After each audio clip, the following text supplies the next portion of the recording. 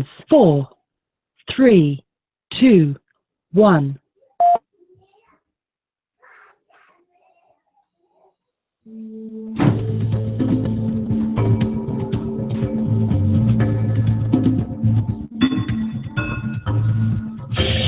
You've just joined the Prepper Broadcasting Network, where we promote self-reliance and independence.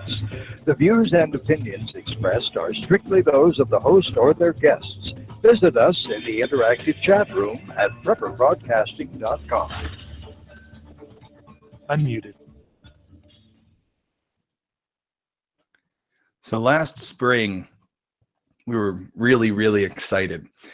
We stumbled upon a small patch of what looked just like morel mushrooms in our backyard. My wife was the one who found them. She was walking along, and right underneath a pear tree, which is a place where you may typically find those kind of mushrooms. And she sees right underneath this pear tree all these little mushrooms poking up. And so she comes inside, she says, "What does a morel mushroom look like?" I show her a picture. She goes, "Yep, I think we got some in the backyard." We had gone morel hunting the previous year, and in where the area where we live in Connecticut, morels are pretty tough to find. But we had been able to find a couple. A friend of ours stumbled upon a small patch, and we were fortunate enough to get to see them, identify them, cook them, which they were delicious. And so finding out that we had some on our own property was really exciting. So we go running outside, and of course, you know, this is last year we were doing the home study. We had just started the YouTube channel. So I grab the camera and we're out and we're looking at these morels popping up through the leaves right underneath our pear tree. And we start picking, we're filming it, and we're just having a great time. I took a couple pictures, and then we head inside. So we go into the house, cook up these morels with a nice breakfast, a nice egg breakfast. And we had already done a morel hunt in the past. The year previous, we had seen morels, we had identified them, we had learned about them. So we knew what a morel mushroom looked like. And with these morels, I didn't double check because I already knew what a morel mushroom looked like. I was an expert. So we're eating this delicious meal, and about 5 minutes after we're done eating, at the time he was 5, my 5-year-old says to me, or he says to my wife, "My stomach hurts." I'm a nervous Nelly as it is. So eating wild edibles is not something that I can do without immediately the hypochondriac in me starts to feel funny things, no matter what I'm eating.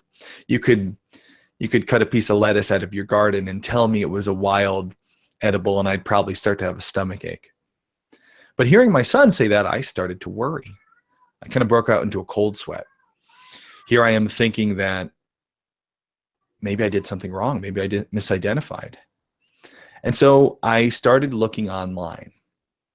And it was interesting because in the time from picking these and posting a picture on Instagram, of course, which is what you do, my friend Jared, who calls himself the Foraging Beard on Instagram, had left a comment on the picture.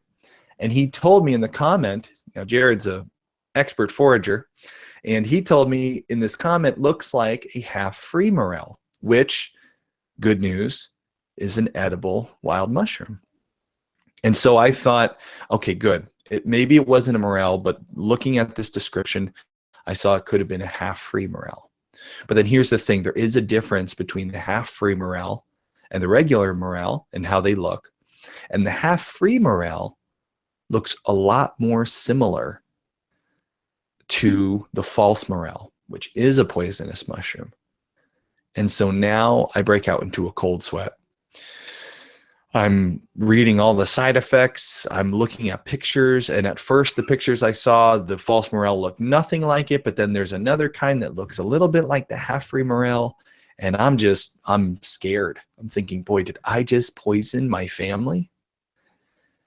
Really worried. Probably, one of the more scary moments of my life.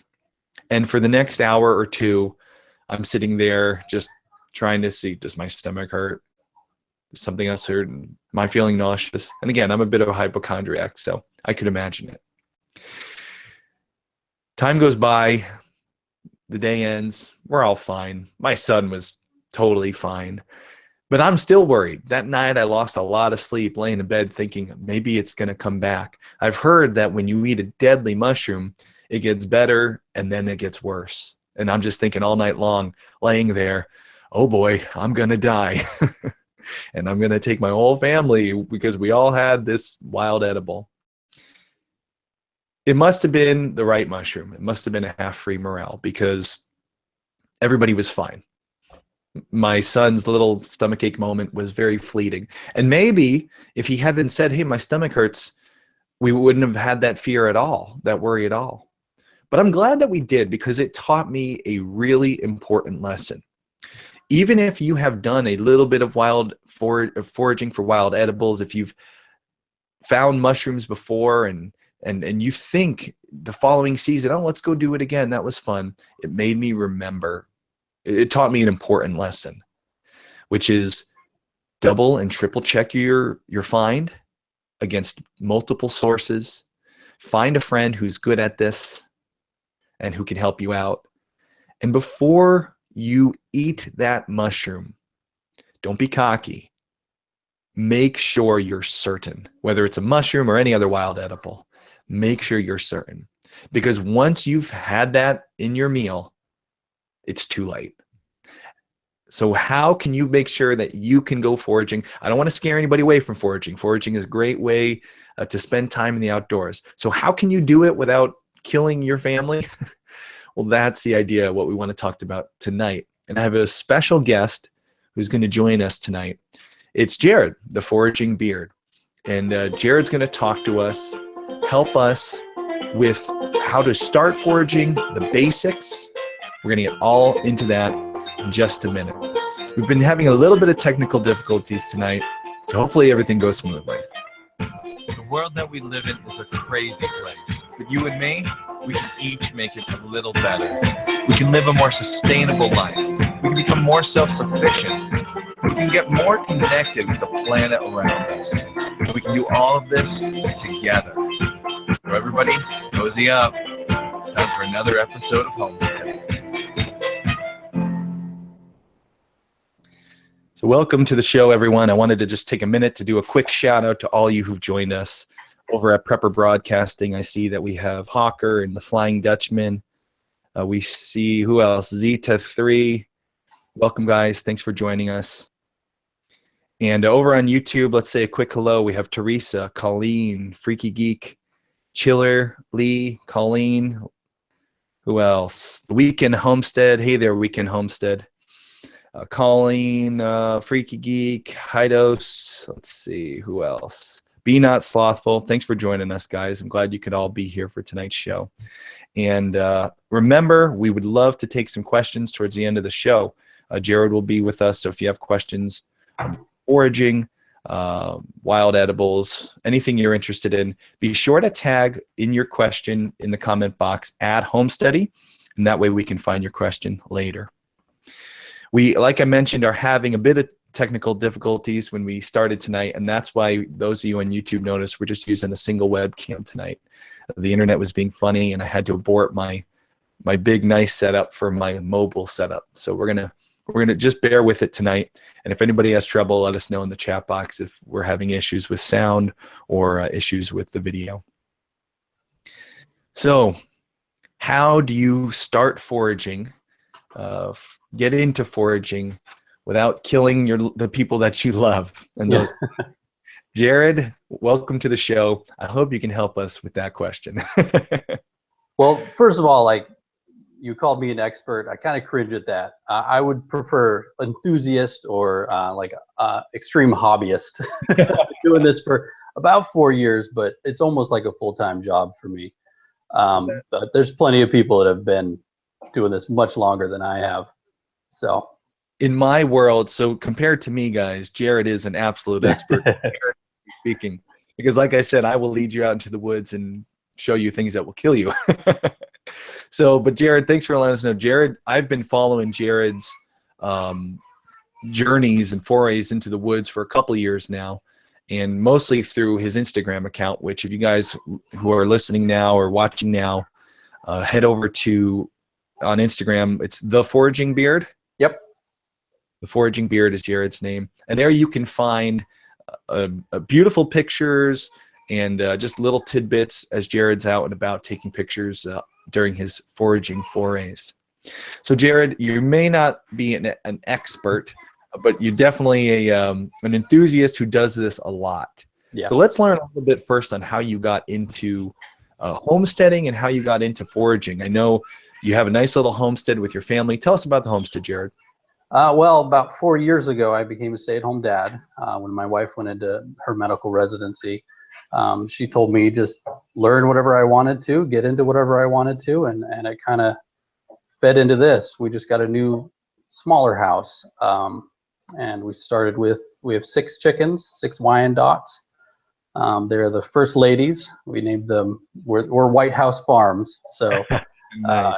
yeah, so they're all first ladies. We've got 6 of them. They're laying about 6 eggs a day now. Also, I have a failed beehive. I tried last year. They didn't quite make it through the winter, but they almost made it. So I've got other empty ones hanging out there waiting to call in some swarms. So we'll see. So that, and it basically just gardening from there. Eventually, within 5 to 10 years, we're hoping to have a little bit of land and get into some more animals and things. So. No, I know too, Jared. I've seen pictures of you spending time out in the woods hunting, so I know you do a little bit of hunting. Yep. Jared That's had you as well. Yep, Jared had a pretty incredible black bear incident last year. You can see that in his Instagram feed. I say go check that picture out. That one was amazing. Now, we got you here to talk about foraging. How did you get into foraging, and you're still here 4 years later to talk about it? So it was really photography. Photography's always been my number one hobby. And when I was taking pictures, I would always be in the woods, and of course there'd be a mushroom or there'd be a plant, and I'd have to go home and I'd have to figure out what that plant was, because when I'd show my pictures, I would like to have an actual, the scientific name for what I was seeing. So in that research, I discovered that a lot of these things are edible. There's food out there, and it's free. So that's kind of where it led. You can see in my Instagram, if you go back, 3 years, it really took off at that point. So I started bringing home ramps, and then it went into mushrooms, and just kind of went crazy from there. When you started this journey into kind of foraging, Jared, did you have someone that you brought with you? Did you have like a mentor, or did you just dive into the books? How did you learn? There was books. The internet is fantastic. If you find a red berry, you literally can Google red berry and look at pictures and pick out the picture, and then you can get the scientific name and find all the characteristics that you need. So it really was me and the internet at first, and then Facebook is actually great. It sounds weird, but there's a lot of foraging groups on Facebook, and you can post your own pictures, and you can just inundate your feed with foraging identification, plant ID, mushroom ID, and then you can tiptoe into learning the mushrooms and start IDing for yourself. So that's kind of how I started. Obviously, I got a stack of books next to me here. Mushrooms Demystified is the tome for the mushroomer. I always carry around the Audubon field guide as well. Those are always good go-to field guides. You're not going to carry that giant book around, but the Audubon guide is good. There's not a mushroom foraging app yet? There are several apps, and some of them are good. The Audubon Mushroom Guide is essentially a digital version of the book. Cool. Very cool. So you can use that. It's a little glitchier than having an actual book in front of you, but but yeah, books are fantastic. If you look at anybody from David Aurora to Michael Kuo, Lita Meredith, those are all fantastic foragers that you can follow online or read their books.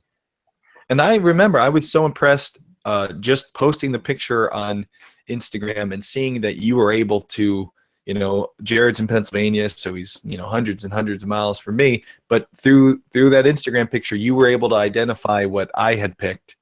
And you were one of the reasons I wasn't too worried that entire night. I was pretty worried. But because you had identified it, and you weren't identifying it for me. You weren't saying, yes, that's definitely that, and eat it. But you had just your family. Right? Go ahead. But because you had identified it just in passing, it made me think like, all right, well, this is probably what it is. Of course, that worst case scenario was playing over and over in my brain, but it made me feel a little bit better. So for people who are out there listening, Jared got started looking on the internet. There's some good sources, and what I'll do is when we're all done with this, I can put some links below, Jared. You can the different places that you shared with us. So what did you started, you mentioned, with ramps and then got into mushrooms more? Yeah, it was, the onions are the easiest ones. If it smells like an onion or garlic, you're going to be safe eating it. There's so many out there. Ramps are the number one spring. It's the first thing that hits the woods in the springtime that you want to go out and gather. There's nothing really like it. I would say it's the best onion. But it only lasts for about a month once they start growing. Ramps. So yeah, and now it's Allium trichocum is the scientific term for it. So this is something you'll learn from Jared's Instagram feed. Every picture he's got the scientific name there, which is pretty cool. So Jared, those don't change. Yeah. There's local names for a lot of all these things, but if you stick to the scientific names, you're going to be safe there. I like that because I've seen that play out. Jared's from Pennsylvania, so maybe you'll note this. We had somebody in Pennsylvania give us a pile of, is it sheep's foot? Sheep's head? Sheep's head. Okay, sheep's head, which is also known as maitake or hen of the woods. Hen of the woods. So someone called it sheep's head, but I'm used to hearing hen of the woods. And so I had never heard of sheep's head, and again, I'm the worrywart, so I was like, I don't know, eat this pile of mushrooms here. So call it Grifola frondosa. Can't go wrong. There you go. So what do you primarily forage for now, Jared? When you're out in the woods, what are you looking for most of the time? Well, right now it's morels, of course. But I'm primarily a mushroom guy. They just go through different seasons. Obviously, there's berries out there. You can pick your fill of raspberries and blackberries and wild apples, and you can find pears out there. But primarily, I really like mushrooms. It's challenging. I don't get into any scary areas with it. If you stick to the ones that don't have any poisonous lookalikes, you're going to be okay. We'll get to that for sure later. Yeah. We'll talk about the simple ones for where people can start, because that's where I think most of us should be. Absolutely. What for you now, Jared, if you're out looking for year round, because you pretty much, I follow your feed, you're foraging from early in the spring right through the fall. What's the favorite season you look forward to? What's your favorite find? Midsummer is fantastic. Chanterelles come out in July-ish, in my area anyway. And it's just a carpet of orange in the forest, and it's beautiful, and they smell like apricots. There's really no flavor like a chanterelle. Go ahead. Sorry, go ahead. No, you. I was just going to keep rambling about chanterelles. So. Oh, that sounds nice. You guys in Pennsylvania, I feel like you're in an area, because I know from my wife is from Pennsylvania. Kendra and her family are all still there. And I feel like there's a lot more ability to find mushrooms where you guys are at. Not that, I'm not saying you're not better at it. But around here, so many of these mushrooms that, like even with the morels, we've looked before, they are so scarce. And I'm hoping to learn from you. And we'll talk about that a little later in the show too. We're going to do a homesteading meetup. But do you find the area, Pennsylvania where you live, is it a particularly good area, or is it just you've put in your time and learned, or maybe a mix of both? Yeah, I was going to say it's probably time. I mean, if you're looking at my Instagram feed, I'm a stay-at-home dad, but I also have 2 teenagers, so they don't need a lot of supervision. So I'm in the woods several times a week at least. So it's just literally just crawling around the woods. You're going to stumble upon a morel. But if you are a full-time job and you're going out for a couple hours in the evening, unless you actually know where the morels are, you're just not going to find a whole lot. Not going to happen. I don't even find a whole lot. You know, I'm still working on my morel spots. I'm collecting those areas. You have to find an old morel hunter on their deathbed and get in with them, and they'll give you your spots. Otherwise, you just scramble around the woods until you run into a good spot. Is there like a eHarmony for old morel hunters? There should be. That's going to be our next home study project. Let's launch an app for it.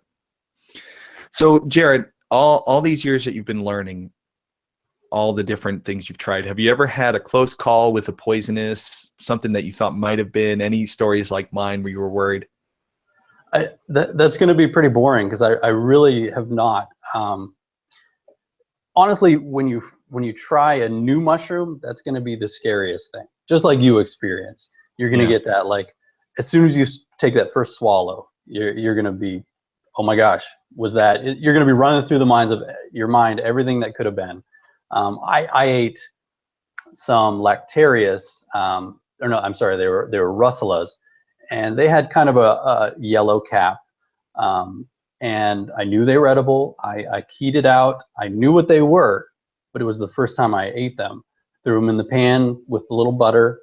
I was feeling all right. I took a bite, and as soon as it went down, I was like, I just ate a death cap. I was convinced that it wasn't what I ate, but I had done my homework and I knew what it was. I didn't feed those to my family right away. So if you do your homework, if you're sure of what you have, and you're going to be fine. But if you're in doubt, throw it out. That's a good.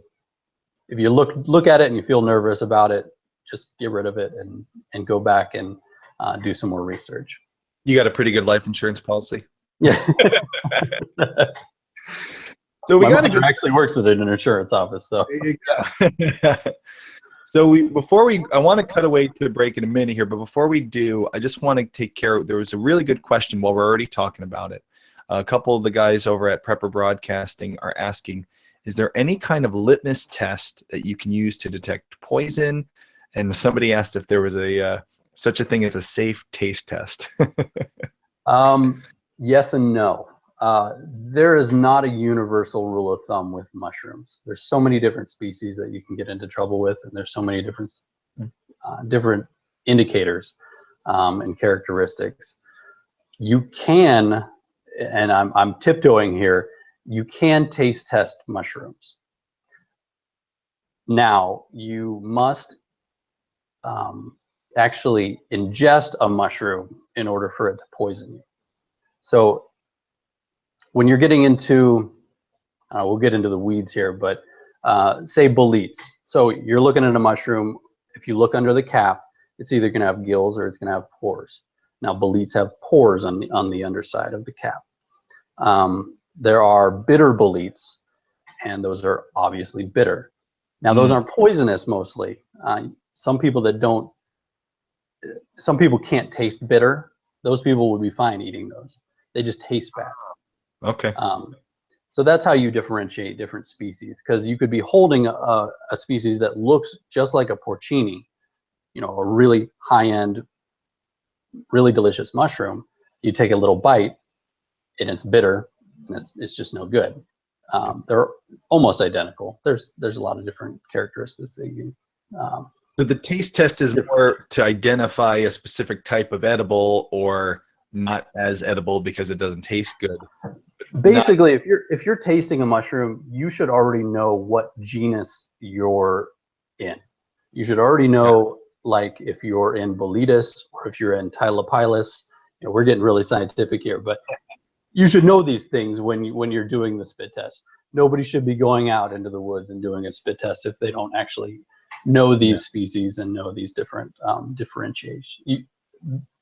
you're not going to just go out into the woods and taste a mushroom and say, "Oh, that's a good one." Right. People have said that death caps taste amazing. Really? Yeah. Scary. It's very scary. Yeah. So, and that'll be our disclaimer for the night. We'll get it out of the way now. And we're going to talk about this too and some advice for beginners. But guys, we're not telling you what you can eat, and we're not identifying mushrooms on this video podcast, wherever if you're listening. So this is just for entertainment purposes. So you could hear my how I thought my poisoned my family story. Well, guys, we're going to break away to a commercial here. And when we get back, Jared's going to tell us some specific advice for beginners about foraging safely, what we would want to look for, what's easy to identify. So stay tuned. We'll be back right after this quick break. When disaster strikes and your GPS is useless, ancient navigation techniques will ensure your survival. New from Ulysses Press, Prepper's Survival Navigation. With this guide, you can easily travel through even the farthest, remotest places, utilizing tips from the United States Army and lifelong wilderness experts. You'll learn life-saving navigation techniques. This definitive guide to terrain navigation also teaches you essential survival skills like firecraft.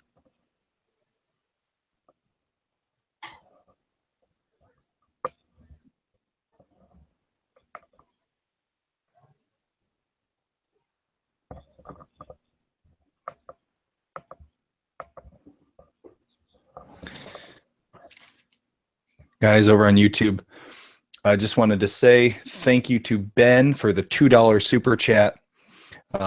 He asked a question. We'll get to that in a little bit, Ben. These live streams are brought to you by our super chatters, guys. So those little donations help us do this, and we thank you so much for it. So Ben, thanks, man. Ben's always a real reliable super chatter. We really appreciate it.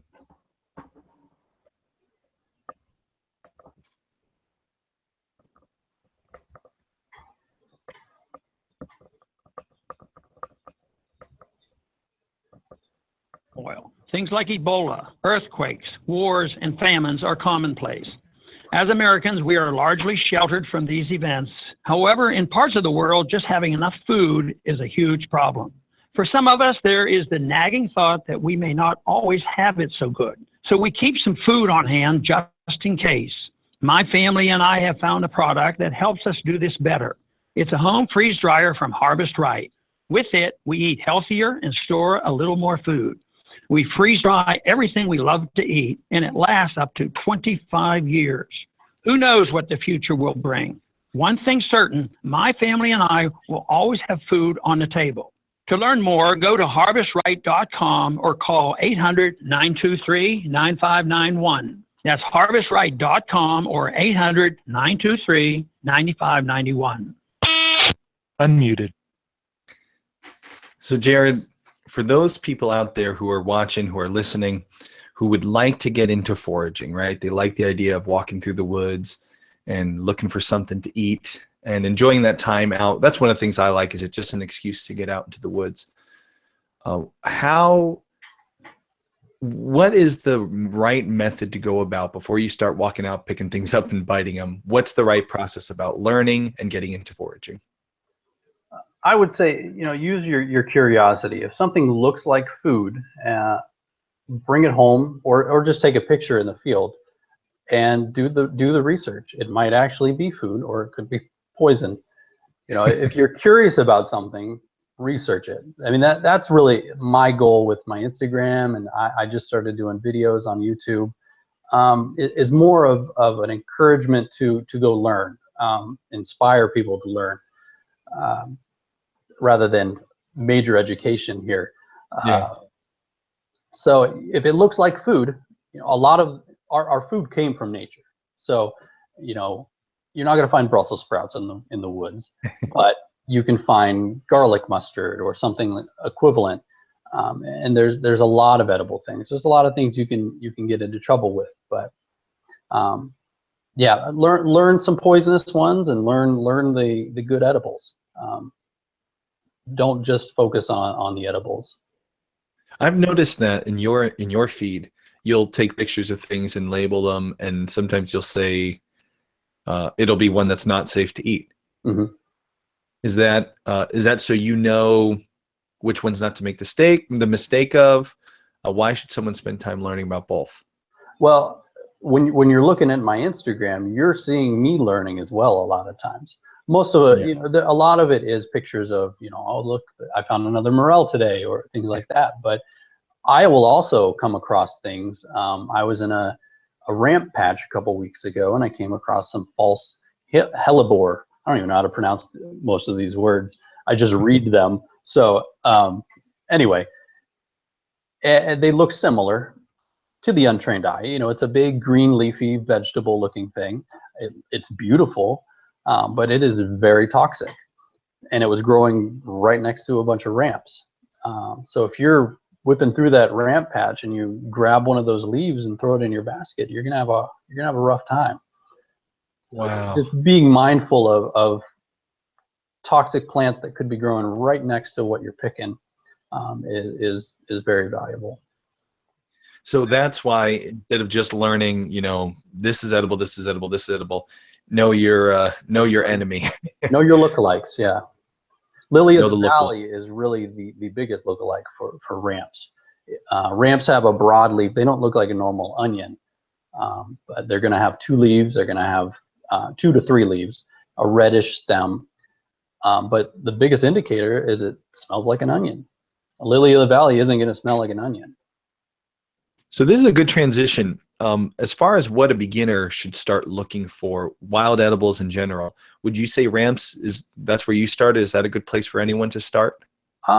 Yeah, because you pick that. You walk into a ramp patch and you start stepping on them, and you're just going to be inundated with this garlic onion scent. Yeah. So it's hard to get past. It's hard to mess up with ramps unless you're, like I said, unless you're picking really fast. I've filled giant baskets with ramps, and I haven't put any lily of the valley in there yet. So you check each one as you're putting it in your basket, and you know what you're doing. What after you kind of graduate from the ramps, because they're only going to be around, ramps are springtime, right? Yep, about a month. Yeah, a month in the spring. After ramps, what's another good? You wrote a really great blog article on our website, thisishomesteady.com, about the fantastic. Yeah. No, that's the comic book. Foolproof for it. So, is that the next step into mushrooms? Going for the foolproof? Yeah, going into mushrooms, start with morels. That's always the gateway. They're delicious, but they are elusive. Morels, like you had your run-in with the half-free morel. Now, the rule of thumb with morels, they are hollow all the way through. So you chop one down and you look in it, it's going to be completely hollow. The false morels, like the verpas, which could have been what you were concerned about, they'll have a cottony interior. Or the gyromitras, those are also false morels. Those will have a chambered, kind of gnarly looking stalk, and the morels they're just completely hollow. So this, I remember this vividly. I mean, it still sticks with me, this experience from last year. If you've ever, for those of you who haven't seen a morel, and that's probably, most people here have probably at least seen pictures, especially with Instagram now, but they're tall, kind of a tallish cap, right, Jared? And it looks like a brain, right? I mean, irregular honeycomb pattern on the top. Yeah, a brainy looking thing on a stalk. Yeah. And when you cut them open, like Jared said, all the way down through the stem, completely hollow. That's right. So then the other ones, the half-free was a little bit more confusing. And as we looked at the different pictures of the half-free, and then we looked at the verpa, and then what's the other one? The gyromitra. That one, right? That one looked totally not like what we had. But that verpa is the one that confused me. And I remember seeing that cottony interior. But the biggest mistake that we made was I was cocky. I was like, oh yeah, I know what a morel looks like. I've eaten these before. Yeah. And instead of checking before we ate, we checked after my son said he had a stomachache. And hard lesson learned easily, I guess. It was not a bad experience. Everybody was fine. But it lost me sleep 2 full days. And I remember you telling me that sometimes with the bad ones, it gets better and then it gets worse.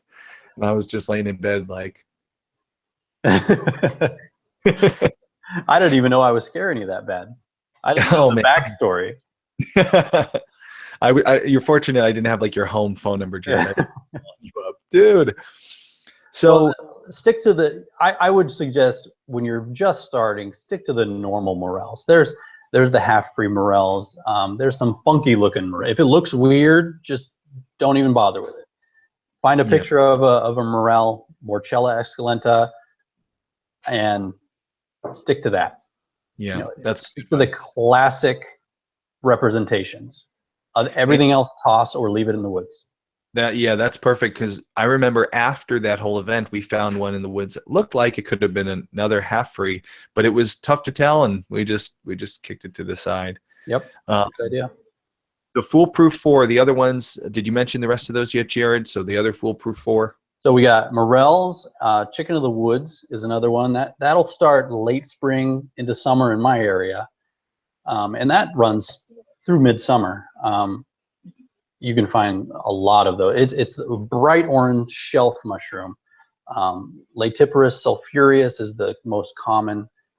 So it'll be bright orange, and it'll be grown directly on wood. On the underside, the pore surface, they're not gilled, they've got pores. It's going to be this sulfur yellow. There's also another variety, Latiparus cincinnatus, which is a white pored chicken of the woods. I prefer that one. It seems to be more like a they actually taste like chicken. It's got more of a chicken texture. They usually come out thicker and have like this big rosette, as opposed to shelves on a log.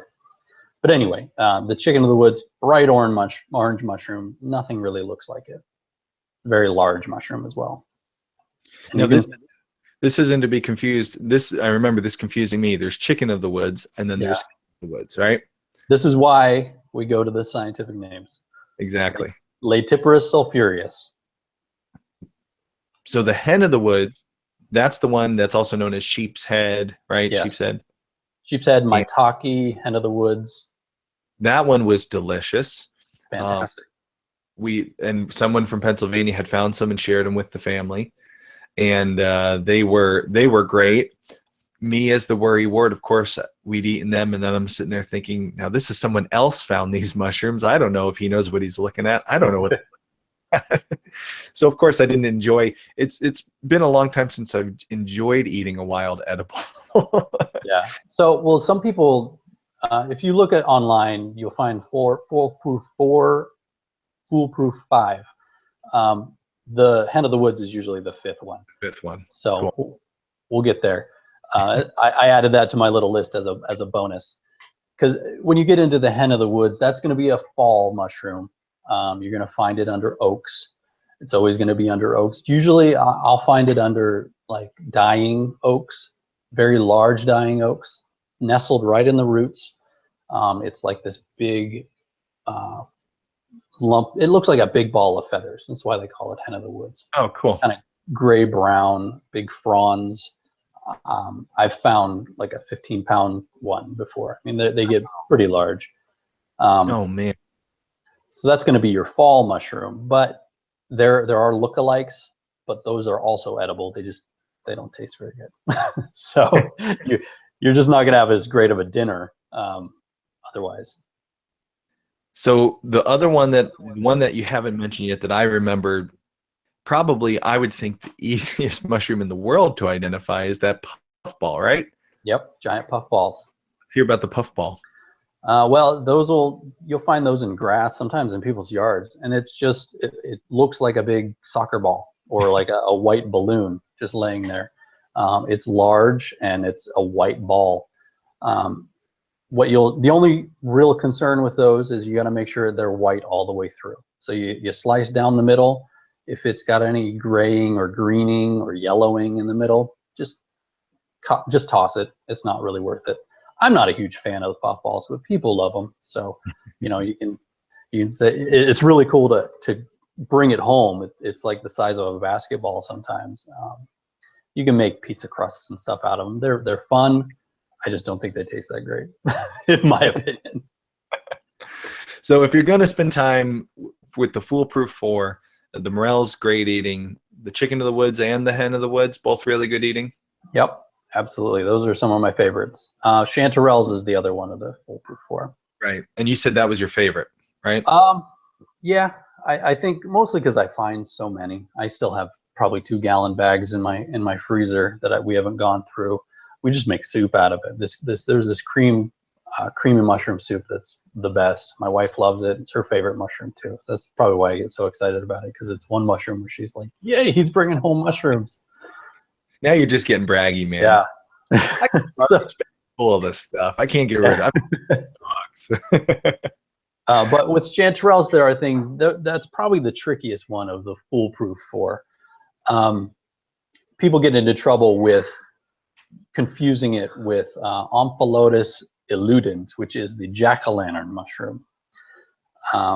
So the chanterelles are this smallish, they can get large, but usually you'll find them small, maybe 2 inches of diameter of the cap.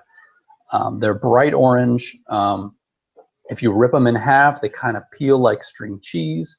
The inside of the stalk is going to be white and not orange.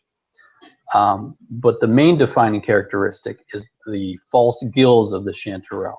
So the chanterelle is going to have, underneath the cap, it's going to be wrinkly, as opposed to actually having defined gills. If you're looking at an orange mushroom and you flip it under and look under the hood, which you should always do, the gills should be just lumpy wrinkles. If you're looking at it and it's got sharp, think about a portobello, like a really paper thin actual gill structure is under there. You're probably looking at a jack-o'-lantern mushroom. And if you eat that, it's probably not going to kill you, but you might want to die for a day or two. You're going to be hanging out in the bathroom for a while, and it's not going to be pleasant.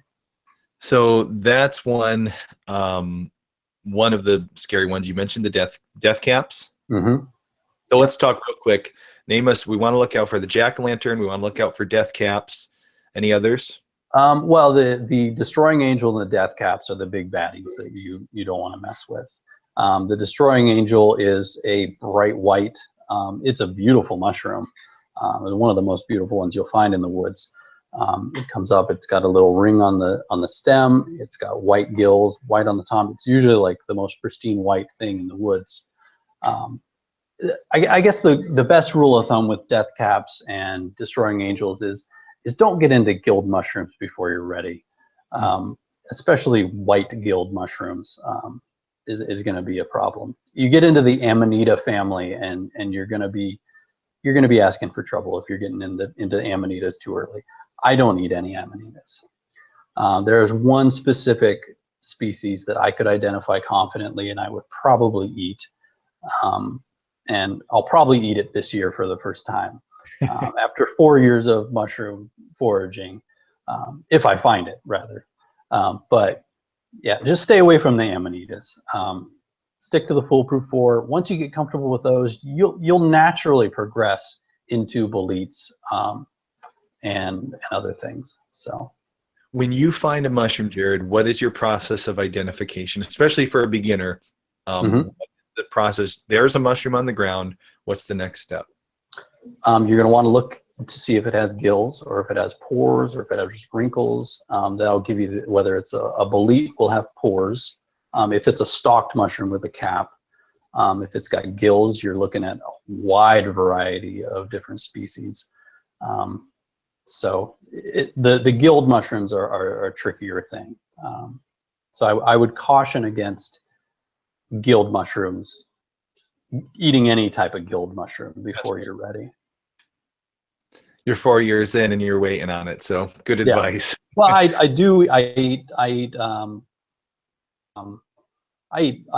eaten my fair share of gilled mushrooms, but like I said, I knew what I was doing. I was ready for them, and I knew boletes, or not boletes, bluets are this bright purple mushroom. They're in the fall, and they've got an interesting smell. I mean, there's all these different characteristics that you can run down with all these mushrooms. So, like I said, you stick to the non-guild mushrooms before you get too crazy. We had a question over at Prepper Broadcasting for you, Jared. Have you ever heard of lobster mushrooms? Lobster mushrooms, yeah. I don't think they grow in my area. At least they're running away from me. I found one and it was half rotten. But those are very good mushrooms. It's an interesting mushroom because it's essentially two fungus. It's a parasitizing mold that has attacked a russula mushroom. So it's this mold that attacks a russula, which is a brittle guild mushroom, and it turns it into this like orange red, and it looks like a lobster tail sticking out of the earth. It just totally transforms it. It transforms the flavor as well. Cool. So that could be a little further down on the foolproof list. I mean, if it's bright orange and it's like this weird, I don't know. They're a little odd to find, but yes, I know about lobster mushrooms. You can buy those in the store. So, you know, if you really have a hankering for some lobster mushrooms, Cool. you can usually get a dried pack. We can get them at the grocery store here. So we're ready, guys. I'd like to take some questions while we're here live with Jared. And so if you have any questions, be sure to tag @homesteady in the comment box, and we'll get to your questions and cover those. Before we do, I also want to mention we are doing a giveaway right now on YouTube, and we're doing a double giveaway tonight. We're going to be giving away some fruit trees from Dave, last week's guest, Dave. So we're going to be announcing the giveaway winners in just a couple minutes. If you'd like to be a giveaway winner on YouTube, all you got to do in the chat box is say, I want to win, and you'll be in the drawing for that over on YouTube, guys. We also have another winner previous from this week that we're going to be announcing tonight. And now let's get to some questions. So the first question after the lobster mushroom there, the first question we had for you, Jared, how do you encourage good mesh? All right, I'm going to restart this one. Ben, our super chatter, asks, how do you encourage good mushroom growth on land? Any advice for that, Jared? That might be a question that's a little beyond me. Most of the mushrooms, if you have some wild land, they're going to be there. I'm not sure you can transplant these wild mushrooms unless you have the exact right habitat. Like morels really like dead or dying elm trees, or tulip poplars, or old apple orchards. So unless you have these specific habitats for these mushrooms, you're probably not going to get them. There are farms that I think in Japan that they can supposedly grow big crops of morels, but I don't know. I'm not convinced. But yeah, like you just have to have the right habitat for each specific mushroom. They're pretty picky. The reason we can't just, the reason the button mushroom is the mushroom that you find in the store, Agaricus bisporus, is because it's so easy to grow. It just grows in dirt, and they have these huge farms. A lot of them are in Philadelphia. That's where a lot of the mushrooms come from. So there's a reason that morels aren't in the grocery store, because they need very specific habitats. They're very picky. Like chanterelles, you're not going to be able to grow chanterelles at home. They need oak trees. They need all this very specific habitat, and they just refuse to grow in a laboratory. So the same with porcinis. You know, a lot of these high-end mushrooms are they're high-end for a reason, because they're really picky about where they grow, and they take people like me going out into the woods and gathering them to sell. Which is why they go for such a high price, right? Absolutely, yeah. And you can go get them for free. Just do a little research. I think Accountant Mike would like that one. Yeah. I don't know what if about time will equal out to the I know. I didn't even bother bringing him on for this. Once you factor out the time, it's not. It's for Yeah, fun. I went out for 4 hours yesterday and I found one morel. So that was a really expensive morel. Wow. I got another question on prepper broadcasting, and the question they asked was, let's see here. Would animals react to poison mushrooms? Could you take death caps, boil them, and spray the water as a deterrent? The reason I ask this is I'd imagine, would there be negative, would it be wrong to even be handling these mushrooms, Jared? Like I said before, you have to ingest a mushroom for it to poison you. If your kid comes up to you and is holding a death cap, by all means, have them wash their hands. But right. It's really going to take a lot of like actual mushroom matter hitting your liver to poison you. So it is poison. I think there's other poisons that you could use if you want to deter things. I don't know about using death caps for poisoning different things. Yeah, not sure about that one. Good answer. Guys, we got more questions for Jared, but before we do, we're going to announce our 2 giveaway winners. So this week we announced on the Home Study channel we're celebrating getting to 10,000. We're now at 11,000 subscribers, which is just fantastic. And so we are doing 5 prizes, 5 giveaways. The 2 ways you can win are by sharing our videos with people and letting us know that you shared them in a comment on the YouTube channel. And congratulations to Jose Hernandez. He was our winner for tonight. So if you're not here live, Jose, when you listen to this later, be sure to send me your address. Email us at thisishomesteady.com. The other way that you can win is to be here for the live show. And so we've seen in the chat box, people have said, I want to win. And there's a very simple way that we pick our winners live. We just go to Google's random number generator. This is very high tech, guys. And we number 1 through 20 because we had about 15 people say they want to win. We generate a number, and this number was number 15. So let's see. The number 15 is 1, 2, 3, 4, 5, 6, 7. Oh boy, guys, we didn't even have 15. We had 8. So let's see. By default, Price is Right rules, I think our winner is, hold on, wait for it. Corey Morris. Corey, you were the last one to say I want to win, so you're a winner for tonight. So Corey, email me, Austin at This Is Homesteady, and you'll be getting some trees from Northeast Edible for your homestead. All right, so the giveaways are done. There'll be more giveaways. Just share this video at the end of tonight with somebody and let me know in the comments below that you shared it, and we'll be giving away more in next week's live show. So guys, let's get back to questions while we still have Jared on the line here. So can I piggyback on that last question? Absolutely, Jared, go for it. We were talking about poisoning with mushrooms, sort of related.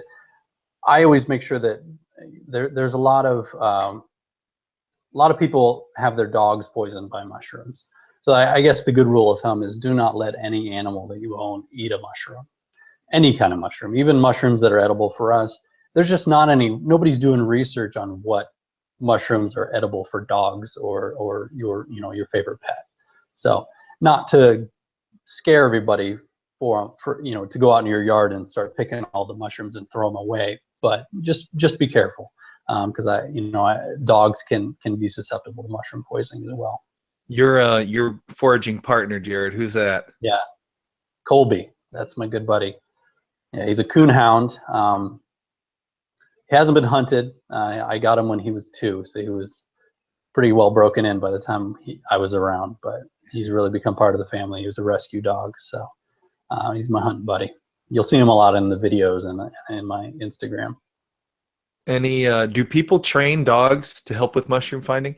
Well, they're truffle dogs. That would be the number one. I throw a morel underneath his nose every once in a while, and he just kind of sniffs it and he says, "What do you want?"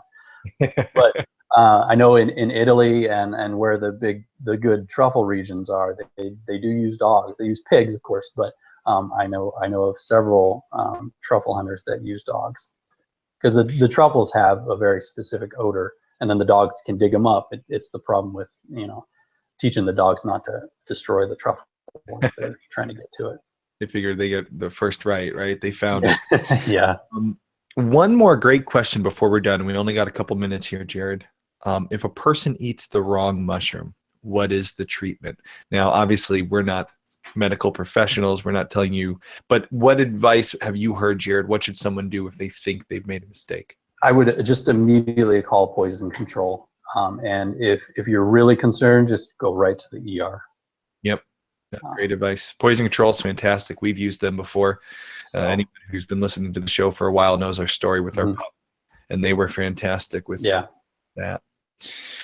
So, Jared, any parting advice to someone who's been inspired tonight, who hasn't been scared away by all the talk of death caps and killer angels?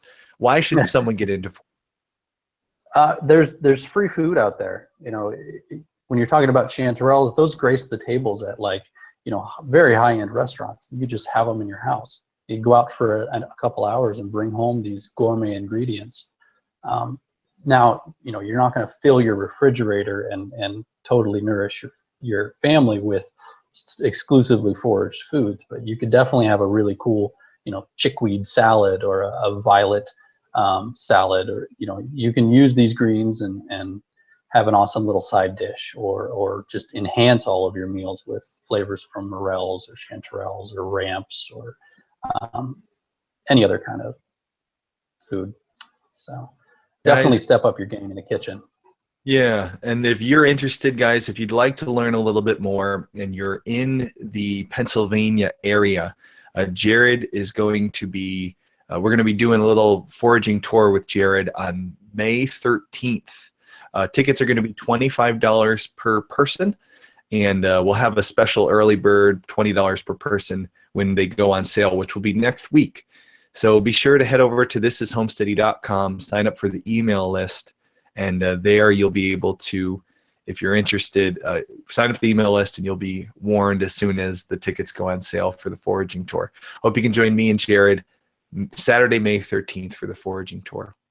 Jared, thanks so much for taking some time with us tonight to talk about foraging, and hopefully inspire some of our guests to go out and try it safely. Don't make the mistakes I made. And guys, we're going to be talking with our Homesteady Pioneers now in the after show. I'll be sending an invitation to all our pioneers to join us if they have more questions. Thanks for joining tonight. Special thanks to Prepper Broadcasting and all of our audience here on YouTube for joining us for tonight's show. And we made it through without any technical difficulties. So thanks for listening, guys. We'll see you next week.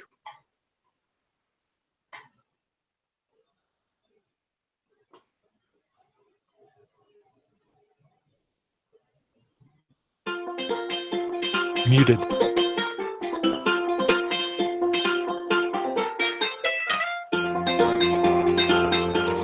Those of you guys on YouTube who've joined us tonight, thanks for joining. Thanks for the questions. Sorry we couldn't get to everybody's questions. There's always so many. But be sure to join in next week for the live show. And a special thanks to Ben for the super chat. We can't do this live show without you guys here on YouTube. With your support, it's huge. So we're very grateful. So guys, we're going to be going to Talk with the Pioneers now. Anyone who is listening is a pioneer. Be sure to join us for that. I'll be sending you an email link in just a moment. And if you are not a Homesteady Pioneer, but you want to join for the after show, you can become one. It's not too late. Head over to thisishomesteady.com and click on Pioneers up in the header. And if you become a pioneer tonight, you'll get an invite to the after show. Thanks, guys. We'll see you next week.